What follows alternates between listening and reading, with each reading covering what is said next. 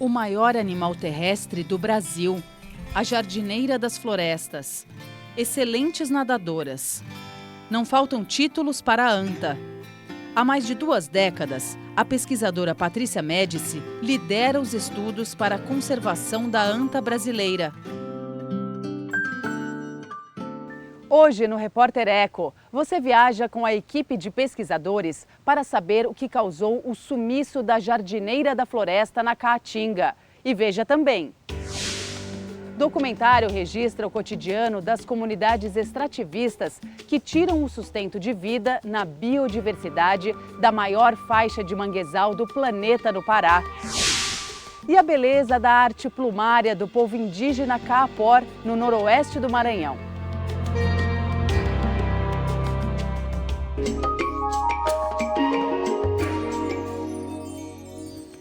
O documentário Manguezal, Maretório Feito de Nós, retrata a luta para recuperar o mangue na Amazônia e colocar em prática medidas para uso sustentável do ecossistema.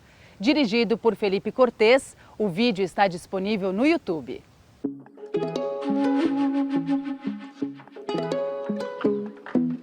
Entre o mar e a terra firme fica uma importante área de transição, o manguezal ou maretório, como também passou a ser conhecido este ecossistema rico, considerado berçário da vida marinha. O solo encharcado pelas marés abriga bosques de espécies adaptadas, sustentadas por raízes aéreas, além de peixes, mariscos e crustáceos, fonte de renda das comunidades locais. Entre os países mais ricos em manguezais está o Brasil. Os manguezais, por exemplo, no Brasil, eles são muito mais abundantes da zona equatorial, muito mais próximo ao Equador. Então, essa é a faixa que está a costa amazônica, né, que cobre os estados do Amapá, do Pará e do Maranhão. É nessa zona que a gente vai encontrar mais de 80% dos manguezais do Brasil. E nessa zona também é onde a gente vai encontrar a maior área de manguezal contínua do mundo, né, que tem em torno de uns 7.200 quilômetros quadrados. E essa área é uma das áreas mais preservadas também que existem no planeta. O biólogo e professor da Universidade Federal do Pará, Marcos Fernandes, é o coordenador científico do Mangues da Amazônia, projeto socioambiental realizado pelo Instituto Peabiru e a Associação Sarambuí, com apoio do Laboratório de Ecologia de Manguezal da Universidade. Quando nós elaboramos o projeto, a gente estava imaginando um trabalho que fosse socioambiental, que trouxesse questões ambientais relevantes, como a pesca do caranguejo, como o corte de madeira, voltado principalmente para a construção de currais de pesca, e, ao mesmo tempo, trouxesse as questões sociais de forma que a gente abordasse especialmente a questão educacional.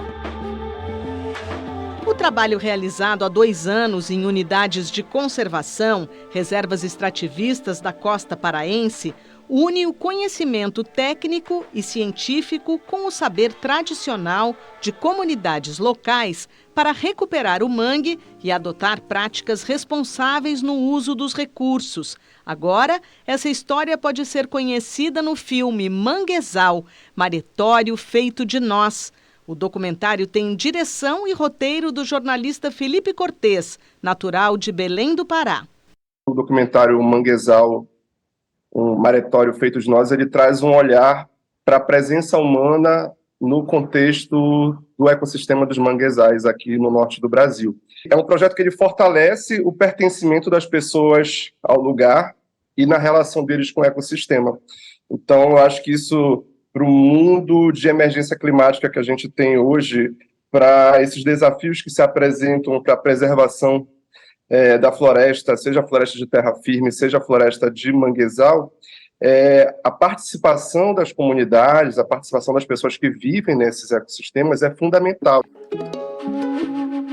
A relação entre as comunidades extrativistas e o manguezal está em foco. Eu entendo essa relação como uma relação muito afetiva, né? A gente percebe que ela marca a formação das identidades dessas pessoas e elas também acabam por determinar como aquelas pessoas observam seus planos de futuro, né? É fazer com que as pessoas olhem para esse lugar não como um espaço de sobrevivência, mas como um meio potente de construção de uma vida digna, cidadã. O projeto aposta na educação ambiental para mudar a relação com os manguezais desde a infância. E dentro do Clube do Recreio, a gente trabalha a educação ambiental de uma forma divertida, com atividades lúdicas, com brincadeiras para as crianças, que é aquilo que elas mais gostam, né? A forma que as crianças aprendem é através da brincadeira. É através do pegar, é através da curiosidade, é através de despertar, né, o conhecimento delas dessa maneira. A ideia é investir na formação de jovens lideranças capazes de lidar com desafios futuros, como a construção de um novo modelo sustentável que gere renda e valorize o manguezal. As soluções para pôr fim à pesca predatória e ao corte de madeira vão depender das escolhas das comunidades, a partir dos diagnósticos ambientais preparados por técnicos, professores e pesquisadores do projeto. O documentário disponível no canal do YouTube do projeto Mangues da Amazônia dá um recado que faz a gente pensar. Manguezal, maretório feito de nós, quer dizer, o manguezal como esse espaço onde a vida depende das vidas que são envolvidas por ele, né? As pessoas, um espaço que depende das pessoas que vivem esse espaço. Minha terra não tem palmeiras, mas contém muita beleza. Tem a praia, os campos e o mar que me dão uma certeza. Eu sou privilegiado, eu creio que fui abençoado pelas mãos da natureza. Vamos às notícias da área socioambiental que tiveram destaque. Nos próximos 5 anos, o mundo deve atingir temperaturas recordes e vai chover menos na Amazônia. O novo estudo da Organização Mundial Meteorológica, agência ligada à ONU, revela que entre 2023 e 2027, a média anual de aquecimento no planeta pode chegar a 1,5 grau centígrado.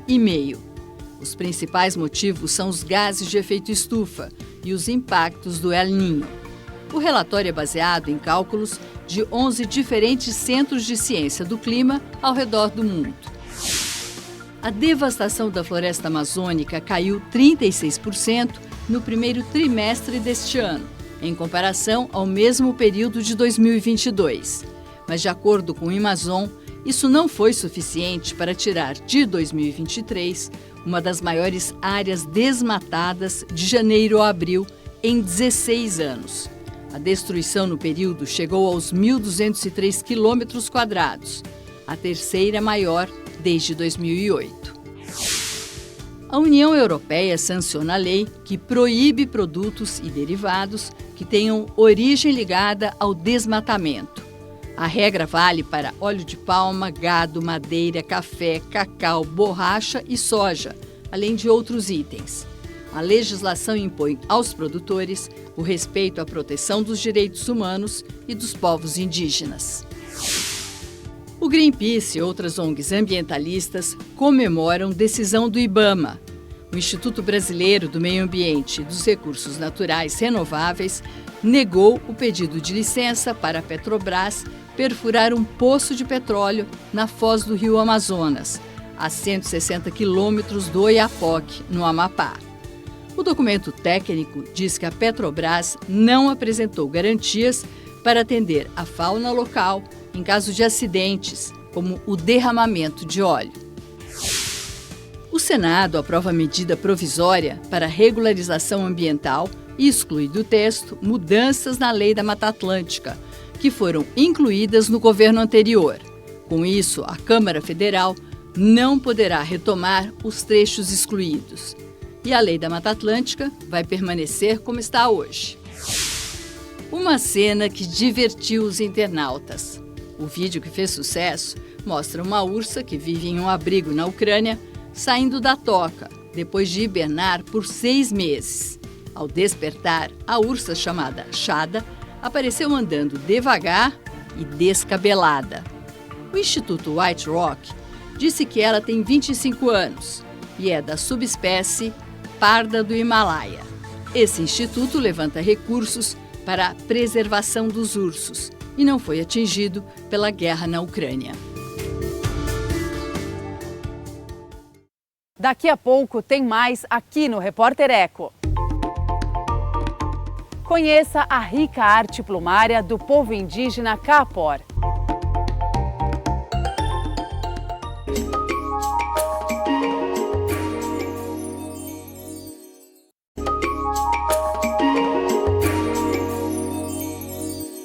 A arte plumária é uma das mais belas expressões culturais do povo Kaapor. As obras, conhecidas como joias em penas, já foram citadas em livro do antropólogo Darcy Ribeiro e da sua mulher, a também antropóloga Berta Ribeiro.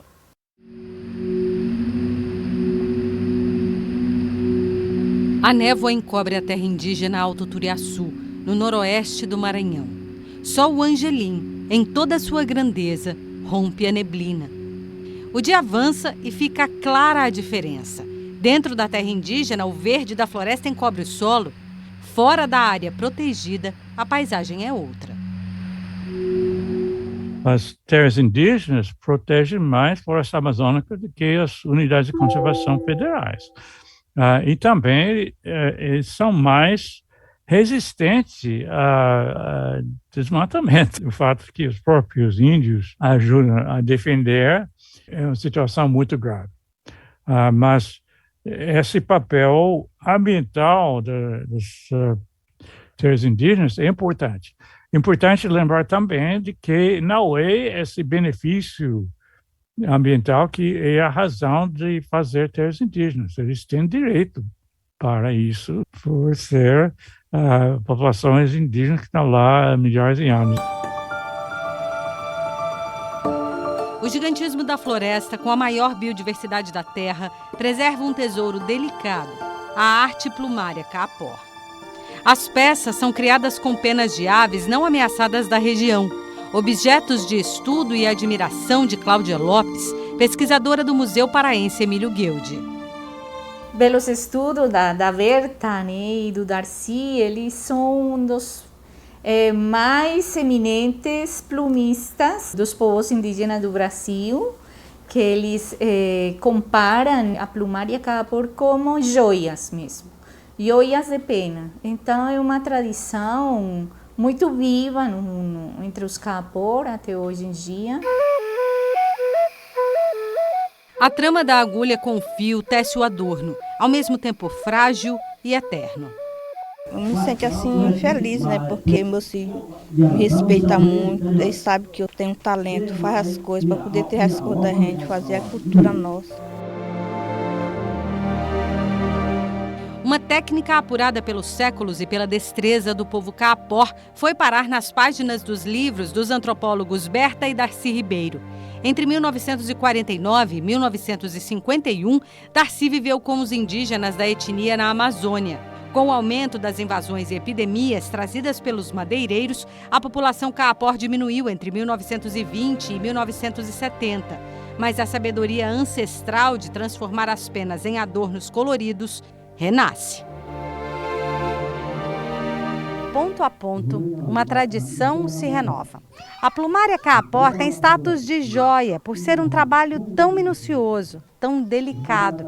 As peças que serão usadas pelas famílias na cerimônia de nomeação, o batizado de todas as crianças das aldeias em outubro, começam a ser tecidas 4 meses antes. Um ritual que atravessa o tempo, reforçando fio a fio a união. Essa arte plumária é feita especificamente para se enfeitar na sua grande festa do Cauim, né? Que é a principal expressão ritual do povo Kaapor e que envolve muitos rituais, né? Dentro dessa grande celebração, que são 3 dias de festa, mais ou menos. Se comemora, então, a nominação das crianças, a menarca das musas, os casamentos, a posse dos caciques. Valdirene aprendeu com a sogra. Agora quer ensinar aos filhos, enquanto trabalha para produzir o cocardo batizado do neto mais novo. Só aí o bebê ganhará um nome. No dia do batizado, os padrinhos vão escolher. O padrinho escolhe o nome do filhado. A comunidade inteira fica sabendo do nome, porque aquele nome ele tem a relação direta com aquele território. Então, quando você ameaça, quando você assassina uma liderança dessa, você praticamente está tirando um pedaço daquele território. Cada peça é construção coletiva. Começa com a colheita do curauá, planta nativa da Amazônia, no quintal de seu Petrônio. Pouco a pouco, vai desfiando a folha. Da planta sai a fibra, que o tempo se encarrega de secar, para unir as penas nas mãos de Valdirene. No tiara improvisado, Quintirã exercita a tecelagem. O fio entrelaçado vai emoldurar as penas.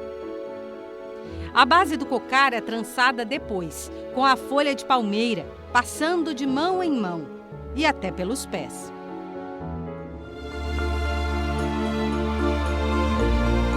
Os adultos fazem arte sob o olhar curioso das crianças. É assim que se sustenta a transmissão do conhecimento passado dos grandes mestres para os discípulos. O sonho dos ancestrais se encontra com os desejos da juventude. Com penas e miçangas se costura o passado e o futuro. Se alinhava a história de um povo.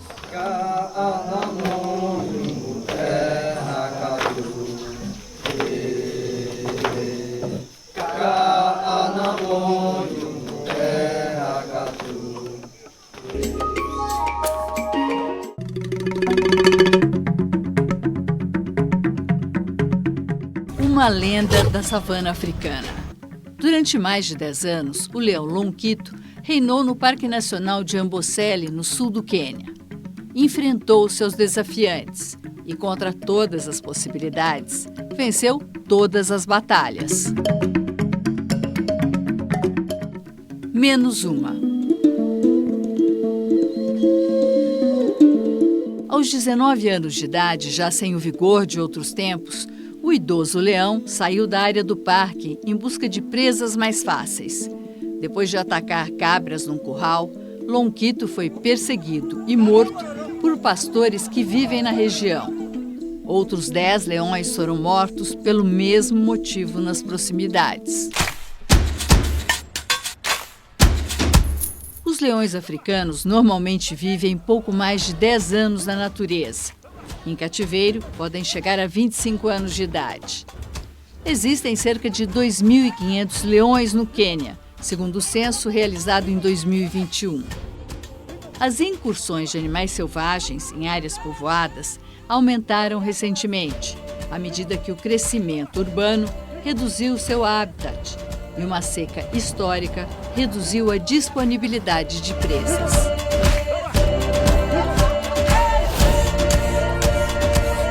A vida extraordinária de Lonquito foi registrada por lentes de repórteres e turistas do mundo todo.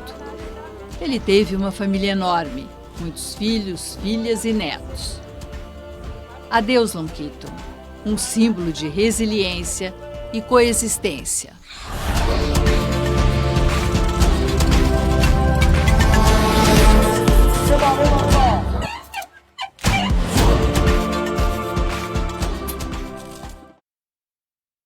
Veja a seguir aqui no Repórter Eco. Expedição científica investiga o sumiço na caatinga da anta, o maior mamífero terrestre do Brasil.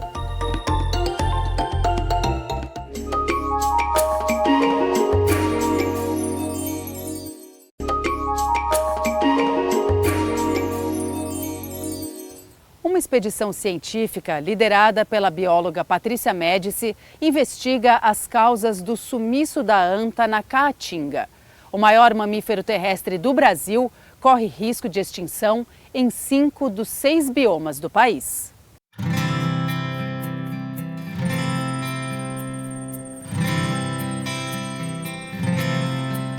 O maior animal terrestre do Brasil, a jardineira das florestas. Excelentes nadadoras. Não faltam títulos para a anta. Há mais de 2 décadas, a pesquisadora Patrícia Médici lidera os estudos para a conservação da anta brasileira. Como parte dos estudos sobre a espécie, a Iniciativa Nacional para a Conservação da Anta Brasileira, projeto do Instituto de Pesquisas Ecológicas, promove uma expedição científica por Minas Gerais, Bahia e Piauí, em busca da anta da caatinga, ou melhor, dos fatores que levaram ao desaparecimento do animal naquele bioma. A gente vai entrar pelo norte de Minas, vai percorrer ali a Chapada Diamantina, vai percorrer as UCs do norte de Minas na transição, aí a gente vai fazer ao longo do Rio São Francisco, Chapada Diamantina, aí a gente vai descer para a interface com a Mata Atlântica na costa. No Brasil, a anta é classificada como vulnerável à extinção, de acordo com a lista de espécies ameaçadas do ICMBio, mas é considerada regionalmente extinta na Caatinga. Há pelo menos 30 anos, esses animais não são registrados nesse bioma. A ideia, claro, não é buscar o animal, a não ser nas bordas, a gente provavelmente vai achar. Mas é buscar esses indícios, né? Ocorreu, não ocorreu, até quando ocorreu e por que sumiu. Para levantar as informações sobre a ocupação das antas e entender a causa do seu desaparecimento na Caatinga, a equipe da expedição realiza uma série de entrevistas em comunidades locais.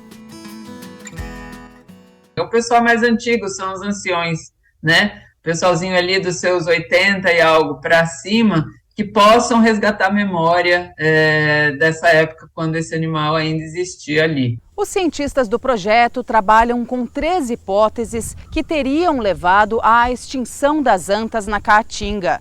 A perda de habitat, sobretudo das áreas mais úmidas, principalmente por causa da abertura da fronteira agrícola na região, a desertificação do bioma, que vem se tornando cada vez mais seco, e a caça. Em estudos, assim, relatos antigos, você vê na região da Caatinga que haviam entrepostos ao longo do Rio São Francisco, em grande parte, de comercialização de peles de animais, né? E a anta é citada como um desses animais caçados na região e como tendo peles comercializadas através desses entrepostos. O principal deles era em Juazeiro, que é ali na Bahia. O desaparecimento da anta na Caatinga é consequência de um problema mais amplo, a destruição do bioma. Atualmente, apenas 9% da Caatinga estão legalmente protegidos.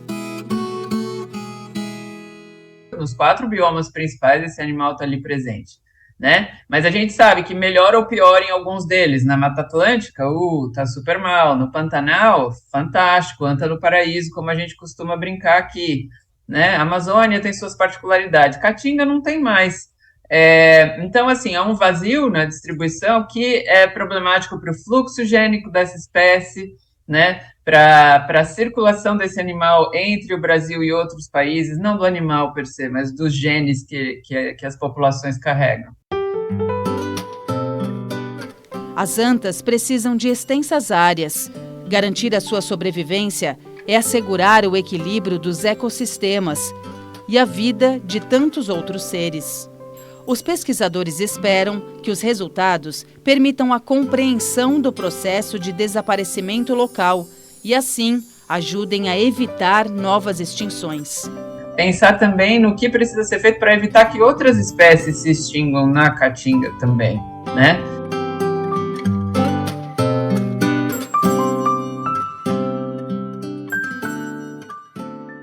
E por hoje é só.